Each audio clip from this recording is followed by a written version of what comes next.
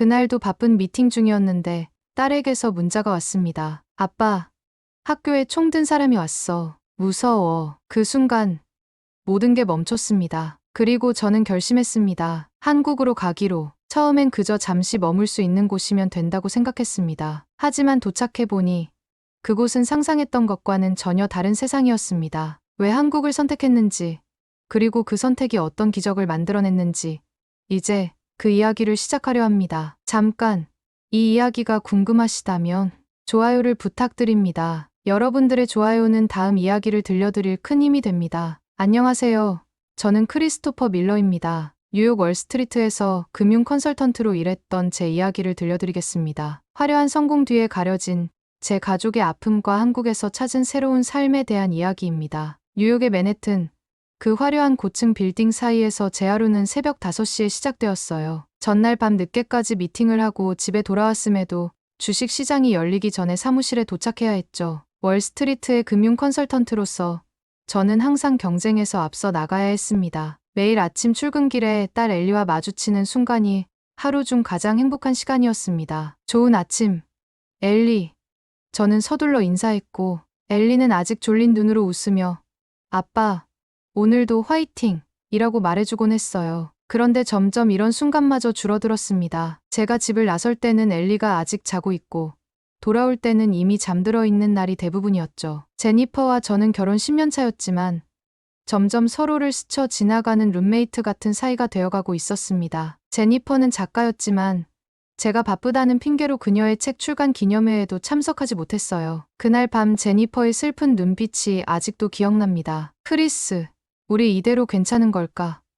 그녀가 물었을 때 저는 또다시 지금은 중요한 프로젝트 중이야. 끝나면 우리 시간을 가지자라는 변명을 했죠. 그러던 어느 수요일 오후 제 인생을 완전히 바꿔놓은 사건이 일어났어요. 중요한 투자자 미팅 중에 제 휴대폰이 진동했습니다. 보통은 미팅 중에 전화를 확인하지 않지만 엘리의 번호가 떠서 잠시 실례를 하고 메시지를 확인했어요. 아빠, 우리 학교에 총을 든 사람이 있어. 교실에 숨어 있어. 무서워. 그 순간 제 심장이 멈춘 것 같았습니다. 머릿속이 하얘지면서 온몸에 식은땀이 흘렀어요. 순간적으로 의자에서 튕겨 일어나 미팅룸을 뛰쳐나왔습니다. 엘리베이터를 기다릴 여유도 없어 비상계단을 통해 주차장으로 달려갔어요. 운전대를 잡은 손이 떨려 차 키를 꽂는데도 몇 번이나 실패했습니다. 엘리가 다니는 학교까지의 30분 거리가 그날따라 30시간처럼 느껴졌어요. 학교 주변은 이미 경찰차와 구급차로 둘러싸여 있었습니다. 노란색 경찰 테이프가 학교 주변을 둘러싸고 있었고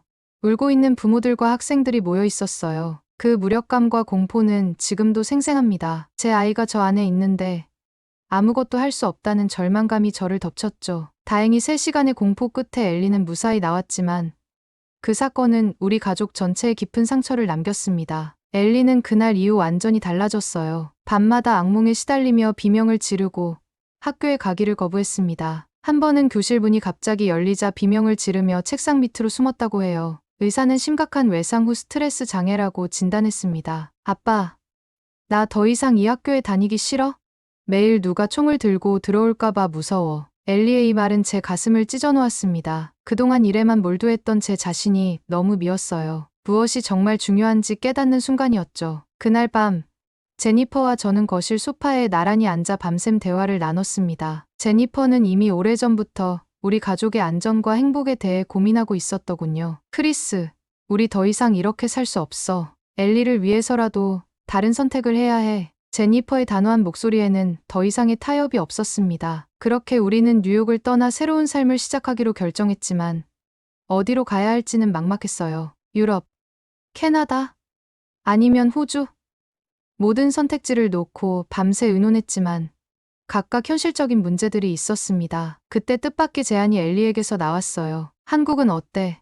총기 사건이 거의 없대. 엘리는 평소 한국의 케이팝과 드라마에 관심이 많았고 어릴 적부터 태권도를 배웠기 때문에 한국 문화에 친숙했습니다. 그녀의 방은 BTS와 블랙핑크 포스터로 가득했고 매일 한국 드라마를 시청하며 조금씩 한국어를 배우고 있었죠. 처음에는 너무 멀고 생소한 나라라 망설였지만 엘리의 눈빛에서 오랜만에 희망을 발견했어요. 그것만으로도 충분한 이유가 되었습니다. 그에 대해 자세히 알아보자라고 제안했을 때 엘리의 얼굴에 환한 미소가 번졌어요. 그 미소를 위해서라면 지구 반대편까지라도 가볼 가치가 있다고 생각했습니다. 인터넷을 통해 한국에 대해 조사하기 시작했습니다. 처음엔 단순한 호기심이었지만 점점 더 진지해졌어요. 한국은 우리가 생각했던 것보다 훨씬 더 매력적인 나라였습니다. 치안이 좋고 교육 시스템이 우수하며 의료 서비스도 훌륭하다는 정보들이 쏟아져 나왔죠. 특히 눈에 띈 것은 외국인 프리랜서를 위한 장기 체류 비자 제도였습니다. 저는 금융 분야에서 20년 넘게 일한 경력이 있었고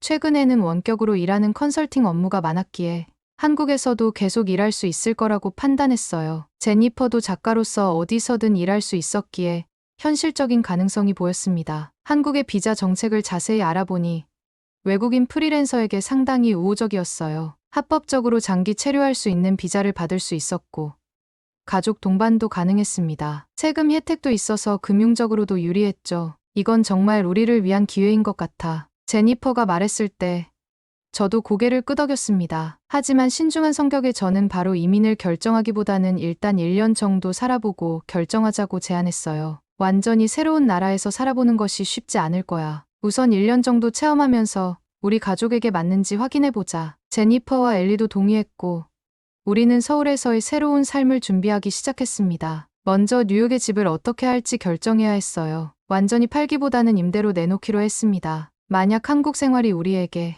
맞지 않으면 언제든 돌아올 수 있도록 말이죠. 집을 정리하면서 10년 넘게 쌓아온 추억들을 하나하나 정리하는 것이 쉽지 않았어요. 엘리의 첫걸음마 사진, 제니퍼와의 결혼기념일 파티 사진, 그리고 수많은 크리스마스와 생일 파티의 흔적들, 모두 상자에 담아 저장 창고로 보냈습니다. 다음으로 서울에서 살 집을 알아봤어요. 인터넷으로 서울의 여러 지역을 살펴보다가 강남 지역이 학교와 생활 편의시설이 잘 갖춰져 있다는 것을 알게 되었습니다. 부동산 에이전트의 도움을 받아 화상통화로 여러 아파트를 둘러본 후 마침내 적당한 곳을 찾았어요. 뉴욕의 우리 집보다 넓고 깨끗한 곳이었는데 월세는 오히려 더 저렴했습니다. 엘리의 학교도 알아보았어요. 국제학교와 일반 한국 학교 사이에서 고민했지만 엘리가 한국에 가는 거면 진짜 한국 친구들과 어울리고 싶어라고 해서 일반 중학교로 정했습니다. 다행히 서울에는 외국인 학생들을 위한 지원 프로그램이 있는 학교들이 있었어요. 비자 신청 과정은 생각보다 순조로웠습니다. 필요한 서류들을 준비해 한국 영사관에 제출했고 몇 주 후 승인되었어요. 이제 정말 한국으로 떠나는 일만 남았습니다. 회사에는 1년간의 원격 근무를 요청했어요. 처음에는 거절당할까 걱정했지만 다행히 상사는 이해해 주었습니다. 가족이 우선이야, 크리스. 원격으로도 충분히 일할 수 있을 거야. 그의 말에 안도했어요. 물론 연봉은 줄어들겠지만 제니퍼와 저는 한국의 생활비가 뉴욕보다 저렴하다는 점을 감안하면 충분히 감당할 수 있을 거라고 계산했습니다. 떠나기 전날 밤, 우리 가족은 거실에 모여 마지막으로 뉴욕의 야경을 바라보았어요. 맨해튼의 화려한 불빛들이 창문을 통해 비쳐들어왔습니다. 10년 넘게 이곳에서 살면서 수많은 추억을 쌓았지만 이제는 새로운 시작을 할 때였죠. 엘리가 제 손을 꼭 잡으며 물었습니다. 아빠, 한국에선 더 이상 무서운 꿈 안 꿀 수 있을까?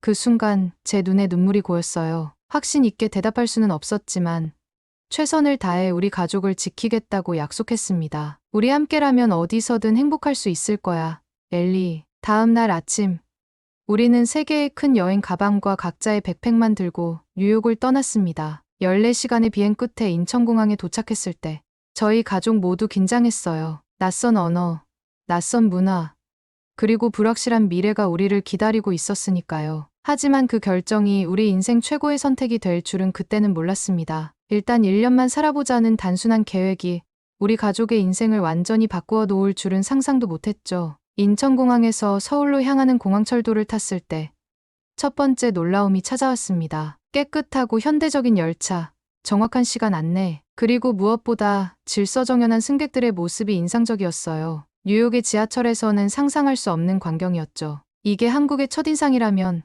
앞으로가 기대되는 걸. 제니퍼가 귓속말로 말했습니다. 서울 강남의 우리 새 집은 기대 이상이었어요. 넓고 깨끗한 아파트에 최신 가전제품들이 갖춰져 있었고 창문으로 보이는 도시 전경도 아름다웠습니다. 엘리는 자기 방을 둘러보며 신이 났어요. 와, 여기 완전 좋아.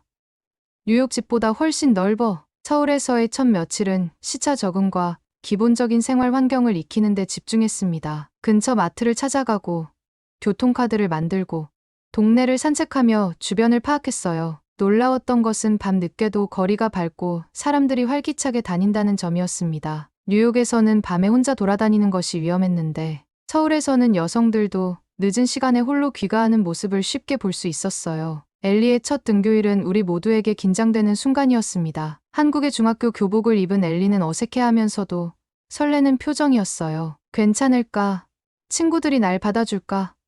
엘리는 불안해하며 물었습니다. 저와 제니퍼는 엘리에게 용기를 주려고 노력했지만 솔직히 저희도 걱정이 컸어요. 언어도 다르고 문화도 다른 곳에서 엘리가 적응할 수 있을지 확신이 없었거든요. 학교에 도착하자 교감 선생님이 따뜻하게 맞아주셨습니다. 영어를 유창하게 구사하시는 분이었어요. 밀러 씨, 걱정 마세요. 우리 학교는 외국인 학생들을 위한 지원 프로그램이 잘 갖춰져 있습니다. 엘리가 빨리 적응할 수 있도록 도와드릴게요. 교실로 들어가자 교감 선생님이 엘리를 소개했습니다. 여기가 새로 전학 온 엘리자벳 밀러입니다. 예상과는 달리 교실의 모든 아이들이 일제히 일어나 안녕하세요.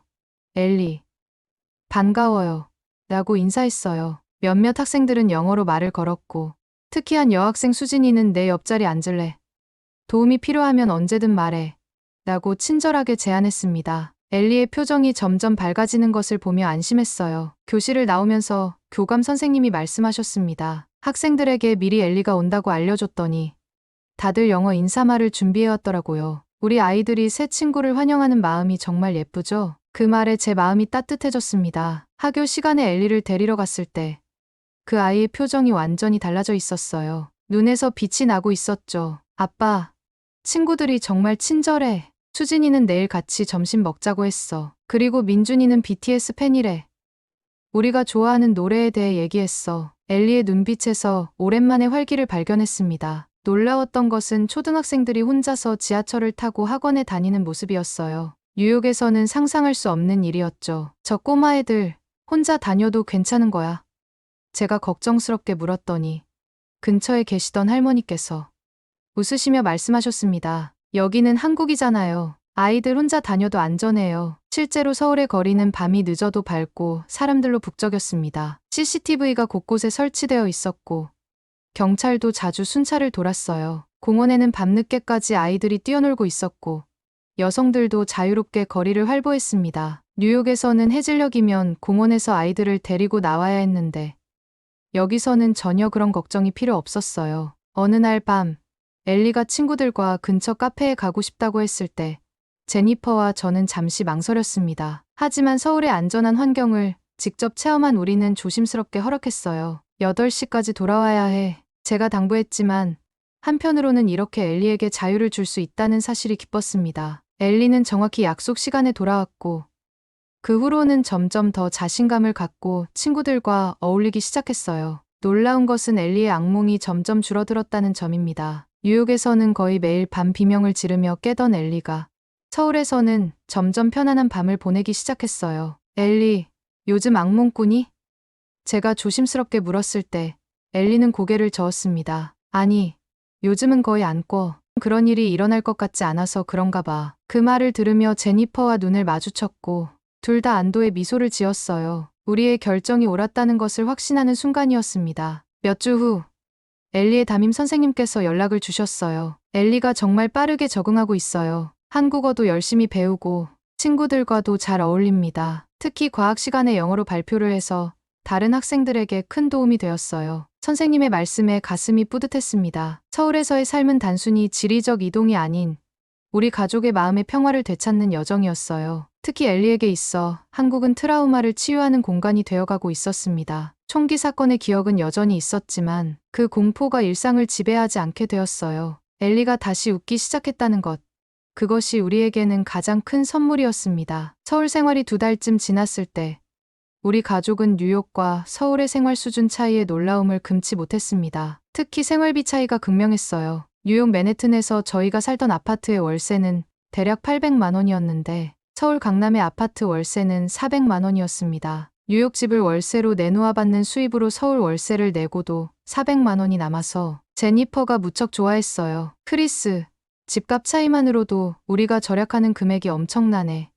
게다가 시설도 훨씬 좋았죠. 한 번은 가족 저녁 식사를 위해 동네 한식당에 갔어요. 불고기, 된장찌개, 각종 반찬이 가득한 상차림에 4명이 배부르게 먹었는데 계산할 때 깜짝 놀랐습니다. 이게 다예요?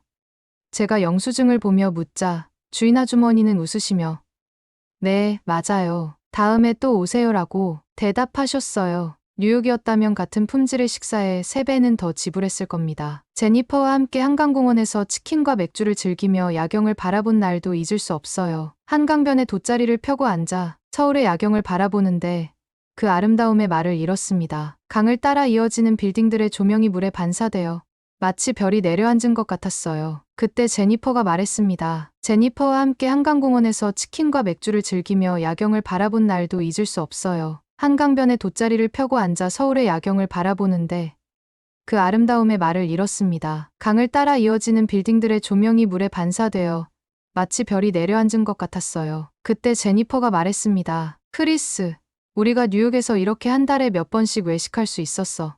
생각해보니 그럴 수 없었어요. 뉴욕에서는 외식 한 번이 큰 부담이었죠. 하지만 서울에서는 다양한 식당을 탐험하는 것이 우리 가족의 즐거운 취미가 되었습니다. 삼겹살, 비빔밥, 떡볶이, 매주 새로운 한국 음식을 시도했어요. 엘리는 특히 떡볶이에 푹 빠졌죠. 아빠, 이거 정말 맛있어. 뉴욕에서는 왜 이런 거 없었지?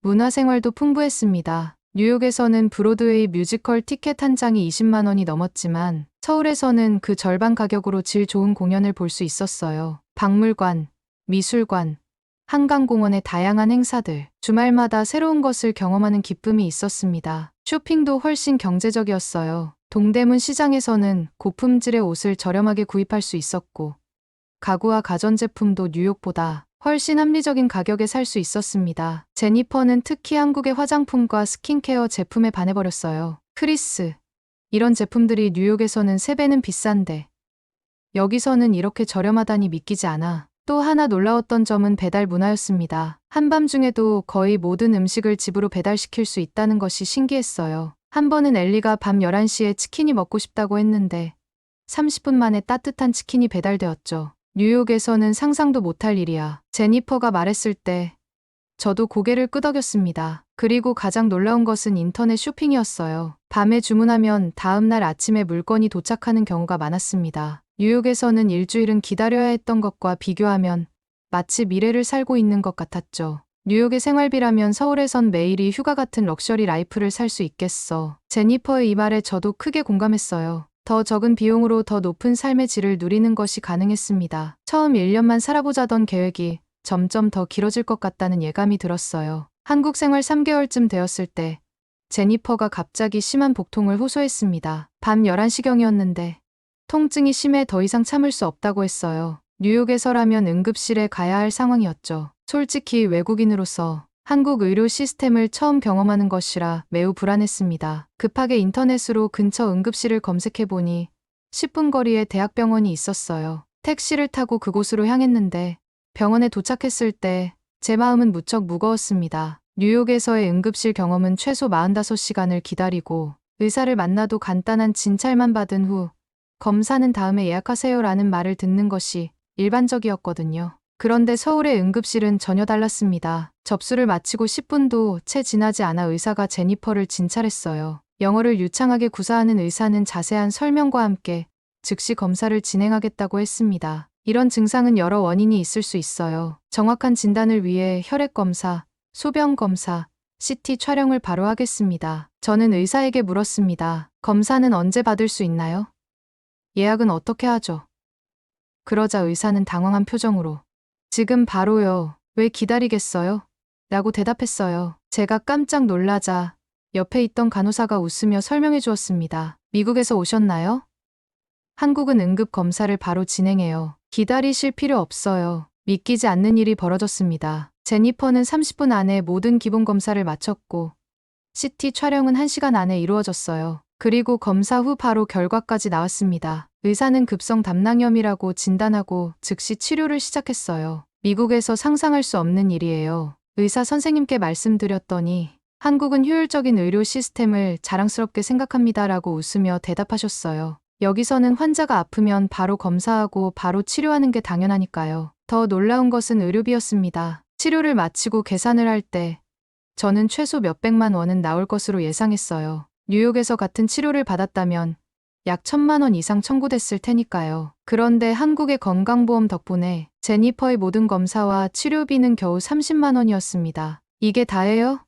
제가 영수증을 확인하며 물었어요. 병원 직원은 네, 외국인이셔서 건강보험 혜택이 조금 적용되지만 그래도 저렴하죠.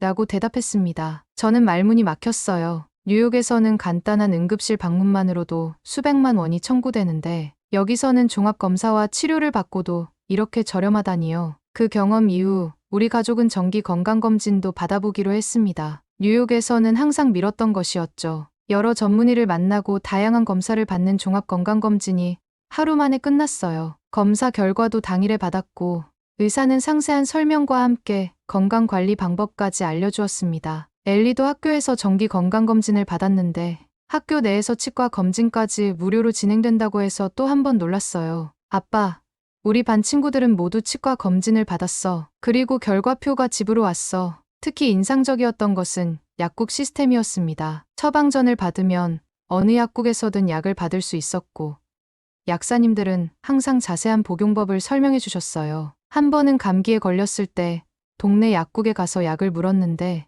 약사님이 10분가량 꼼꼼하게 증상을 물어보고 적합한 약을 추천해 주셨습니다. 그리고 그 약값이 단돈 10,000원이었어요. 미국에서 이 정도 약이 최소 5만 원은 했을 텐데 제가 말했더니 약사님은 한국은 의약품 가격이 합리적이에요. 많은 외국인들이 놀라워하죠 라고 웃으셨습니다. 제니퍼는 한국의 의료 시스템에 완전히 감동했어요. 뉴욕에서 내가 얼마나 의료 때문에 스트레스 받았는지 몰라. 검진 예약하려면 몇 달씩 기다려야 했고 의사를 만나도 5분 만에 끝났잖아.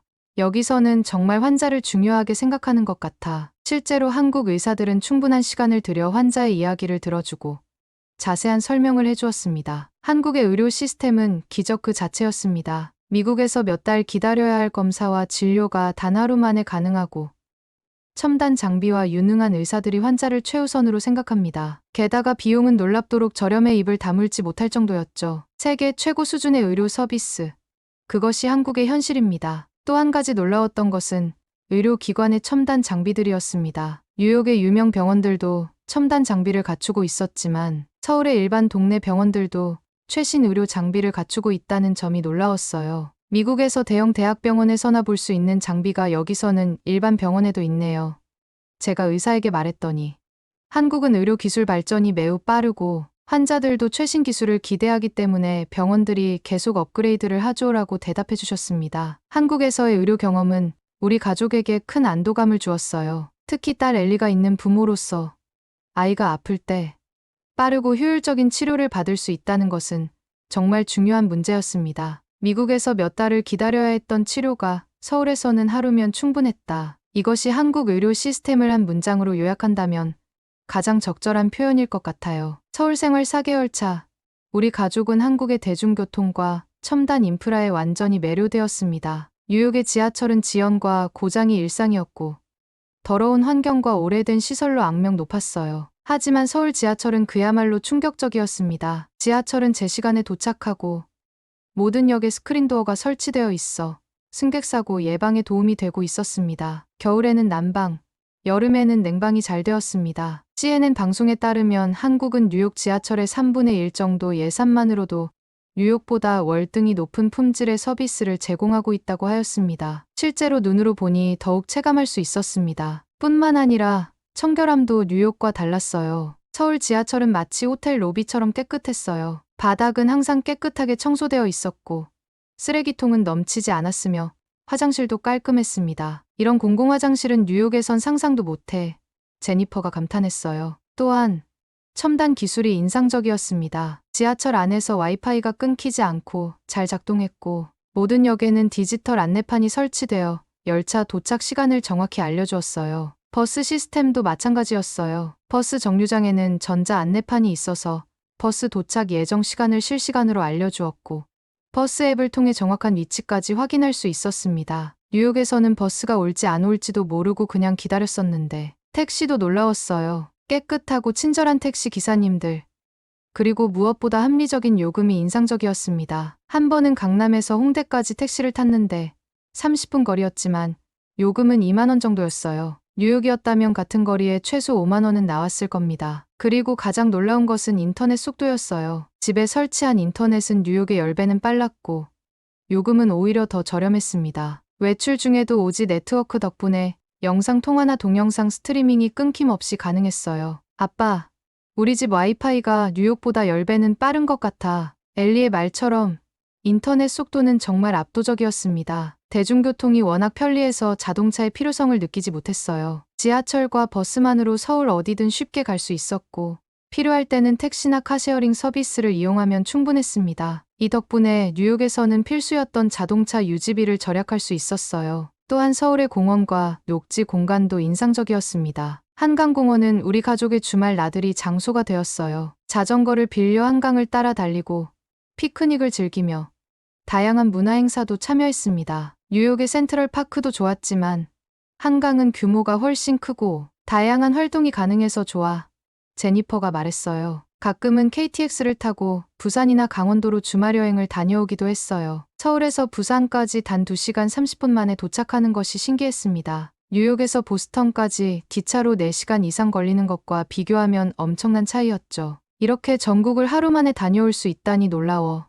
제가 감탄하자 옆자리의 한국인은 KTX는 우리의 자랑이에요 라고 웃으며 말했습니다. 인천공항에서 2시간이면 일본 도쿄나 오사카에 갈 수 있다는 것도 큰 장점이었어요. 한 번은 주말에 가족과 함께 도쿄로 짧은 여행을 다녀왔는데 이런 지리적 이점은 뉴욕에서는 상상할 수 없는 것이었습니다. 마치 10년 후의 미래를 사는 것 같아. 제니퍼의 이 말은 서울에서의 우리 삶을 정확히 표현했어요. 스마트폰 하나로 거의 모든 것을 해결할 수 있다는 점도 편리했습니다. 교통카드, 신용카드, 멤버십 카드 등을 모두 스마트폰 앱으로 대체할 수 있었고 대부분의 가게에서 QR코드나 간편결제로 쉽게 결제가 가능했어요. 지갑을 거의 들고 다니지 않게 됐어.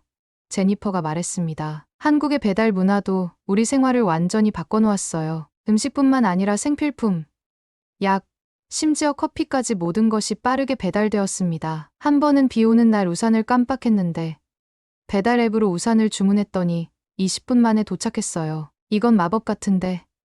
제가 말하자 엘리는 웃으며 아빠, 이제 한국 생활에 적응한 것 같네 라고 했습니다. 도시 전체가 와이파이로 연결되어 있어서 어디서든 인터넷을 사용할 수 있었고 공원이나 버스 정류장에는 무료 충전소도 있었어요. 심지어 등산로에서도 와이파이가 터진다는 사실이 신기했습니다. 뉴욕의 지하철과 인터넷을 생각하면 서울에서의 삶은 10년 앞서가는 것 같았다. 이것이 한국의 첨단 인프라를 경험한 우리 가족의 솔직한 감상이었습니다. 서울 생활 6개월 차, 우리 가족은 이웃들과 점점 더 가까워지기 시작했습니다. 처음에는 언어 장벽이 있어 깊은 관계를 맺기 어려울 것이라 생각했지만 한국인들의 따뜻한 정의 문화는 그런 장벽을 훌쩍 뛰어넘었어요. 우리 아파트 옆집에 사는 김 여사님은 처음 이사 왔을 때부터 우리 가족에게 큰 도움을 주셨습니다. 그녀는 종종 집에서 만든 김치와 반찬을 나눠주셨어요. 처음에는 단순한 이웃 간의 예의라고 생각했지만 점차 그것이 김 여사님의 진심,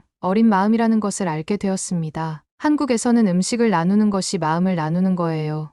김 여사님이 설명해 주셨죠. 특히 제니퍼가 감기에 걸렸을 때 김 여사님이 갑자기 문을 두드리고 따뜻한 미역국을 들고 오셨어요. 감기에는 미역국이 좋아요. 얼른 낫길 바래요. 그 순간 저는 깊은 감동을 받았습니다. 뉴욕에서는 10년을 살아도 옆집 사람 이름조차 몰랐던 것과 대조적이었죠. 반대편 이웃집에 사는 이 부장님 가족도 마찬가지였어요. 이 부장님은 IT 회사 임원으로 영어를 유창하게 구사했습니다. 그는 제니퍼에게 한국어를 가르쳐 주셨고 저에게는 한국의 비즈니스 문화에 대해 많은 조언을 해주셨어요. 밀러 씨, 한국에서 성공하려면 빨리빨리 문화를 이해해야 해요.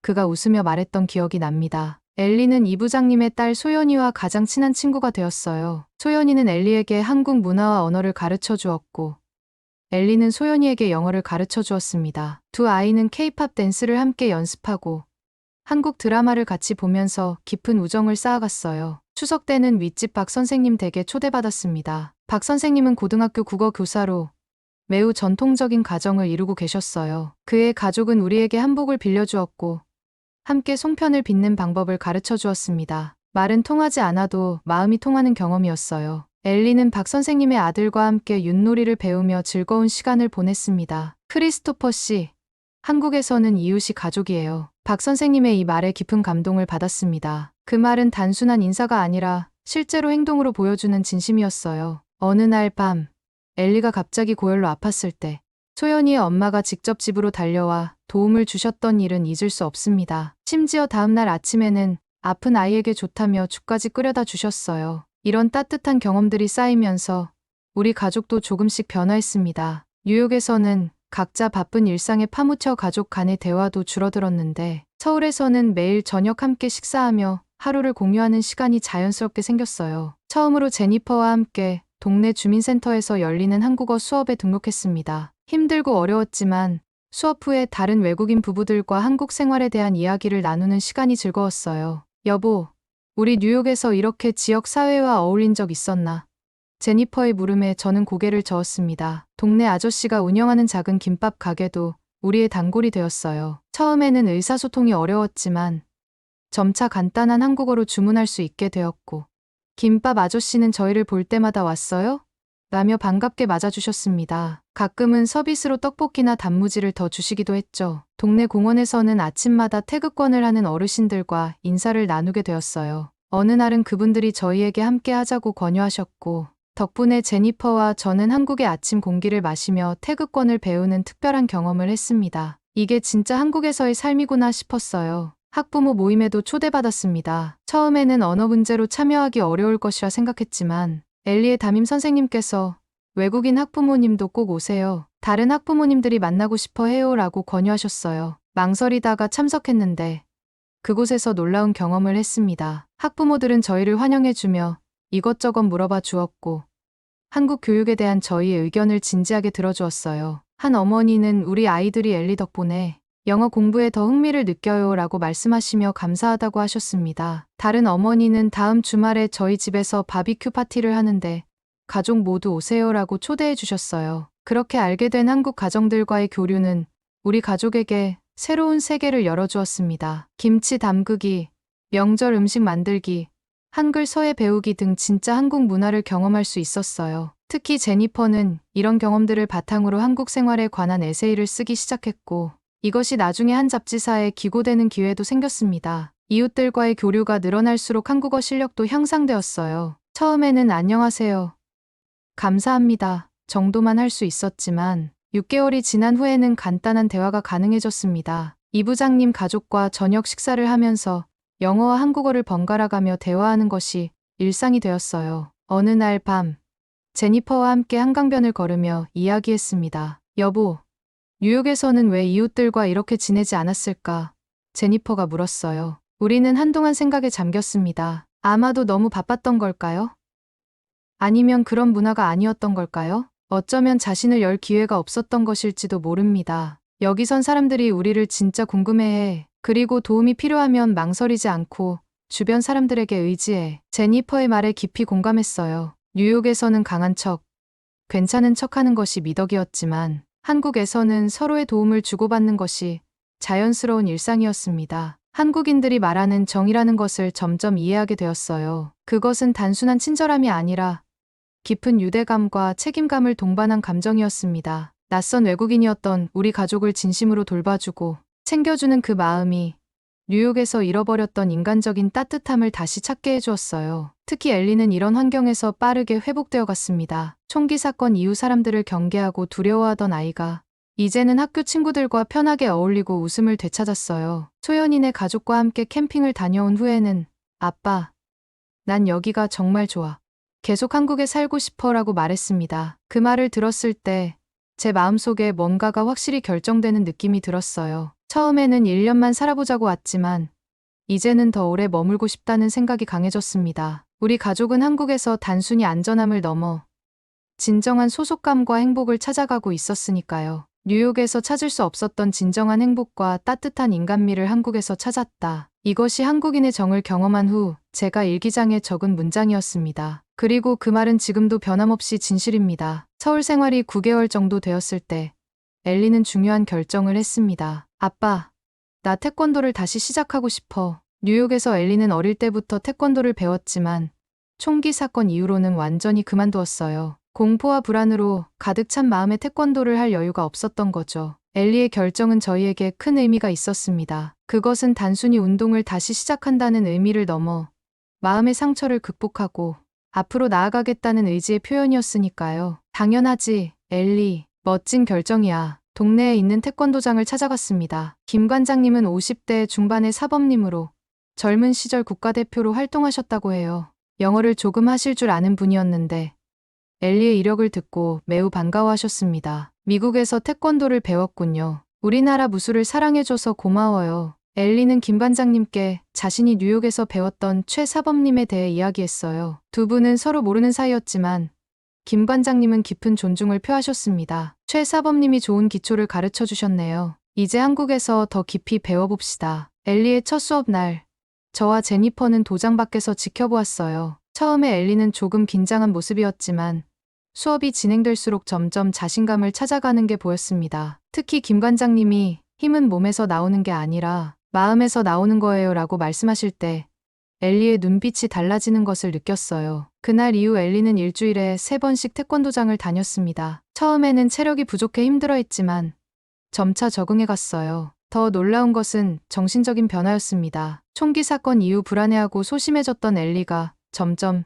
자신감을 되찾아가는 모습이 역력했어요. 한 달쯤 지났을 때 김 관장님이 저희를 따로 불러 이야기하셨습니다. 엘리는 특별한 재능이 있어요. 기술도 좋지만 무엇보다 인내와 극기의 정신을 이해하는 아이예요. 그런 아이는 흔치 않습니다. 김 관장님은 엘리에게 특별한 수련을 제안하셨어요. 일반 수업 외에 품새를 깊이 배우는 시간을 갖자는 것이었습니다. 품새는 단순한 동작이 아니라 태권도의 철학과 정신을 담고 있어요. 이것을 통해 마음의 균형과 평화를 찾을 수 있습니다. 그렇게 엘리는 김 관장님의 특별 지도 아래 품새를 배우기 시작했어요. 처음에는 단순히 몸의 움직임에 집중했지만 점차 그 안에 담긴 깊은 의미를 이해해갔습니다. 호흡과 동작이 하나가 되면 마음도 평온해집니다. 김 관장님의 가르침은 단순한 무술을 넘어 삶의 지혜를 담고 있었어요. 3개월 후 엘리는 첫 승급 심사에 참가했습니다. 저와 제니퍼는 엘리가 긴장할까봐 걱정했지만 오히려 그 아이는 차분하고 자신감 넘치는 모습이었어요. 심사장에 들어서는 엘리의 뒷모습이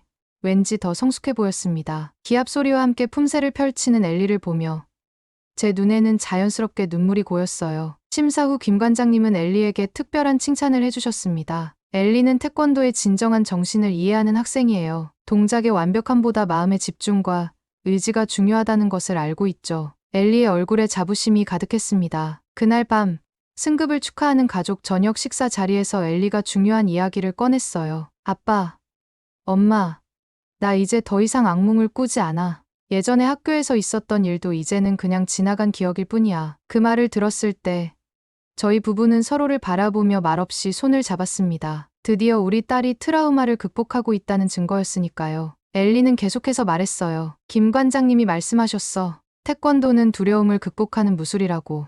내가 두려워하는 것들과 맞서 싸우는 법을 가르쳐 준대. 그게 나한테 정말 도움이 됐어. 태권도는 단순한 신체 활동을 넘어 엘리에게 정신적 힘과 용기를 가르쳐주고 있었습니다. 뉴욕에서 최 사범님에게 배웠던 기초가 있었기에 한국에서 김 관장님을 만나 더 깊은 태권도의 정신을 배울 수 있었던 거죠. 6개월 후 엘리는 지역 태권도 대회에 출전하게 되었어요. 품새 부문에 참가했는데 외국인 학생으로는 거의 유일했습니다. 대회 당일 엘리는 긴장했지만 자신감 있게 경기장에 섰어요. 관중석에서 지켜보던 저는 가슴이 뭉클했습니다. 총기 사건 후 몇 달 동안 집 밖으로 나가기도 두려워했던 그 아이가 이제는 수백 명 앞에서 당당히 자신의 기량을 선보이고 있었으니까요. 엘리의 품새는 완벽하지는 않았지만 그 집중력과 열정이 심사위원들의 마음을 사로잡았나 봅니다. 놀랍게도 동메달을 받게 되었어요. 시상대에 오른 엘리의 얼굴에 환한 미소가 번졌고 저와 제니퍼는 눈물을 참을 수 없었습니다. 그것은 단순한 메달이 아니라 우리 딸이 두려움을 극복하고 얻은 승리의 상징이었으니까요. 메달을 목에 걸고 내려온 엘리는 저희에게 달려와 안겼습니다. 아빠, 엄마, 내가 해냈어. 그 말에 담긴 자부심과 기쁨은 말로 표현할 수 없었어요. 그날 저녁, 김 관장님도 함께 축하 자리를 가졌습니다. 그는 엘리에게 특별한 말씀을 해주셨어요. 엘리, 태권도의 태는 발을 뜻하고 권은 손을 뜻해. 하지만 진정한 의미는 신체적인 기술이 아니라 마음의 길이야. 내가 오늘 보여준 것은 기술이 아니라 용기와 인내였어. 그것이 진정한 태권도의 정신이야. 그로부터 몇 개월 후 우리 가족은 중요한 결정을 내렸습니다. 원래 계획했던 1년의 한국 체류를 영구적인 이민으로 바꾸기로 한 거예요. 뉴욕의 집은 완전히 정리하고 서울에 새 보금자리를 마련했습니다. 이 결정에 가장 큰 영향을 준 것은 엘리의 변화였어요. 총기 사건 이후 불안과 공포에 시달리던 아이가 한국에서 태권도를 통해 완전히 새로운 사람으로 거듭난 것을 지켜봤으니까요. 아빠, 나 이제 더 이상 무서운 꿈을 꾸지 않아. 한국에서 정말 행복해. 엘리의 이 말을 들었을 때 제 마음속의 마지막 의심마저 사라졌습니다. 뉴욕에서 시작한 태권도가 엘리를 한국으로 이끌었고 한국에서 다시 만난 태권도의 정신이 그녀에게 완전한 행복을 가져다 주었습니다. 이 말은 제가 지인들에게 보낸 이메일에 썼던 문장인데 지금 생각해도 가장 적절한 표현인 것 같아요. 이제 저는 10억 연봉보다 훨씬 더 값진 것을 찾았습니다. 바로 가족의 행복과 마음의 평화입니다. 한국에서의 새로운 삶은 우리에게 제2의 인생을 선물했어요. 가끔 뉴욕 친구들이 언제 돌아올 거냐고 물으면 웃으며 대답합니다. 우리는 이미 집에 와 있어. 이번 사연 잘 들으셨나요? 지금 이 순간 여러분의 생각과 감동을 댓글로 남겨주세요. 또 이 따뜻한 이야기가 지친 일상을 살아가는 누군가에게 위로가 되고 새로운 꿈을 향한 영감이 될 수 있도록 주변 분들과 꼭 나눠주시길 바랍니다. 구독과 좋아요, 그리고 알림 설정은 감동탐사대가 다음 이야기를 준비하는 데 무척 큰 힘이 됩니다. 여러분의 한 번의 클릭이 또 다른 감동의 이야기를 세상에 전하는 소중한 걸음이 됩니다. 지금까지 진심을 담아 전해드린 감동탐사대였습니다. 여러분의 하루에 따뜻함이 함께 하시길 기원합니다. 감사합니다.